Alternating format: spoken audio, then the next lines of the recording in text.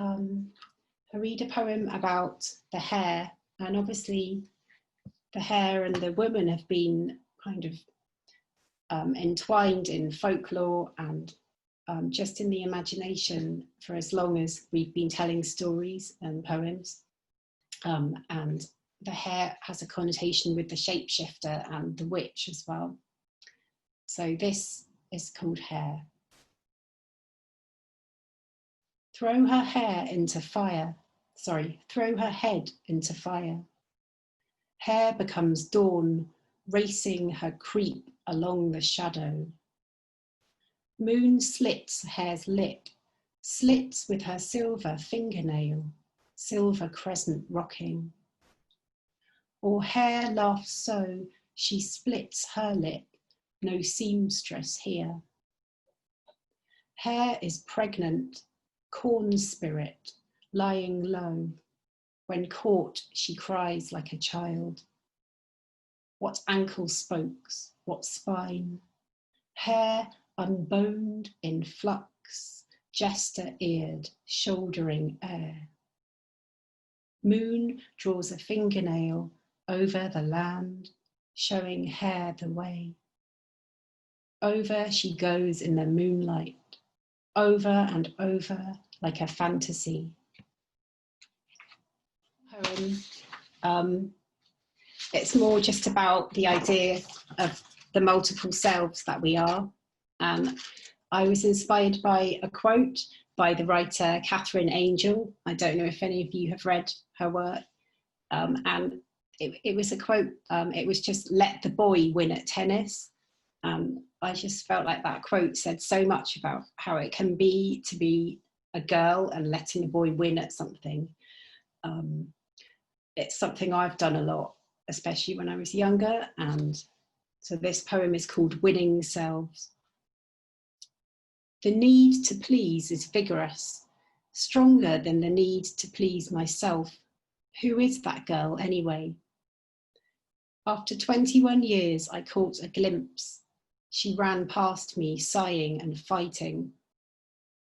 Most nights I sit with my cousin and we talk about his future. I live in a beautiful room I have built for myself, a forest of selves that are me and not me. O people of porn, you may come in and leave silently. I grow my hair and predict the dates of my death. A tree then for myself and a gong for the others. So thank you. The title is Licking Graffiti on Cement Walls. 1. The dream I had before waking up this morning, a cat jumping up to the sky and using her mouth to grab a bird in flight. Both of them fall to the ground, impaled on nails. As they die, they are panting, breathing out feathers. Their fierce eyes stare at the immensity of brick structures on Junction Road, Kowloon Tong, standing like ancient dolmens.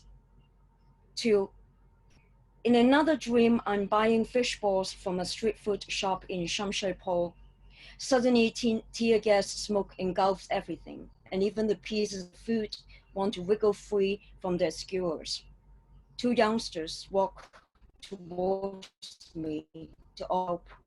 In my dream, under their plain masks are the faces of mere infants, forced into playing the role of protesters. 3. In one dream, I'm sitting in an upturned 7-Eleven umbrella, gliding in the sky away from toxic tear gas smokes in a part of my city that could be anywhere. But the umbrella is pierced by bullets and it plummets. My blood on my inner thigh stings the umbrella as though I'm having a miscarriage. My palms disappear and I can't reach my phone, can't raise my hand to call for help. I think of leaving behind a mental note, but I have no words. 4. I dreamt I was inside a coffin flowing in sewage. I could see a flashlight that flickered and stopped Then I was no longer in the coffin, but lying naked on the ground of the coffiner's inner courtyard of the Two Moon public housing building where I grew up. I had become a ghost. 5. In a dream, I woke up from after having intense pain in my right calf. Everyone's face is covered with dripping blood. Some are singing or praying, but no sounds come out from their mouths. Some have hands that are no longer shaped like hands. Some have broken collarbones on which industrial face masks grow. Some lose their sense of smell and lick graffiti on cement walls. We have become a city of freaks. Maybe just one more poem. My last poem was written on 21st of June this year, the day of the eclipse. And the title is indeed On the Day of the Eclipse. The sky doesn't open. Uncharged light bulbs explode into glowing fragments. There are 3 ways to recognize the smell of a sun-shaped onion: boiling, peeling, and crying. Some people look directly at the eclipse and imagine themselves fainting.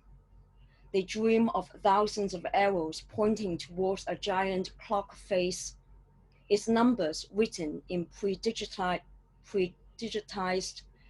Chinese.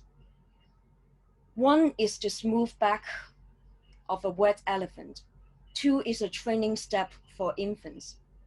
Some say their names or birthdays coincide with the natural phenomenon and ask, is the moon a sun in another macrocosm? Poets wonder if they should write poems. Photographers click their shutters from a distance. A pregnant woman accidentally sees the partially covered sun will give birth to a healthy son. Can the sun really be stolen, eaten, and spat out by an ancient dragon? The seconds and minutes are being counted. All worlds collide, all instances. An invisible and unwanted timeline for this city, like mysterious corpses, washes up in the harbor, cannot be debunked. Tomorrow, once again, the sun calls on us in bed. We make it stand still for a moment. We make it one. Thank you.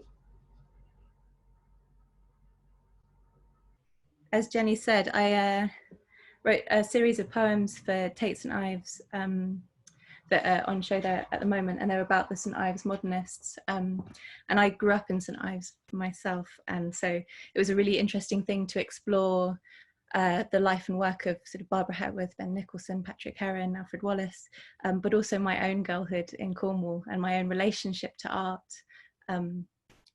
So this is sort of exploring that.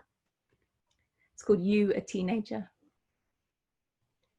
You, a teenager, at St Ives School, just after the millennium, are red-faced, insisting it is art because the artist says it is, in response to your English teacher's dismissal of Tracy Emin's bed. You bat away every, so if I put a brick, and my 2-year-old could have, but you, a teenage girl on a table of boys, in the hope that you'll be a good influence, don't yet have the linguistic skills to argue this point. The teacher tells you enough now, and you open Of Mice and Men, and the boys ruffle your hair chanting, don't muss it up, in a faux Southern American drawl. And you think, Emin probably dealt with men and boys like these, Hepworth too in her way. And you think, at least we're engaging, at least this book is good. You knew the art was art, and anyway, you quite liked it when they touched your hair.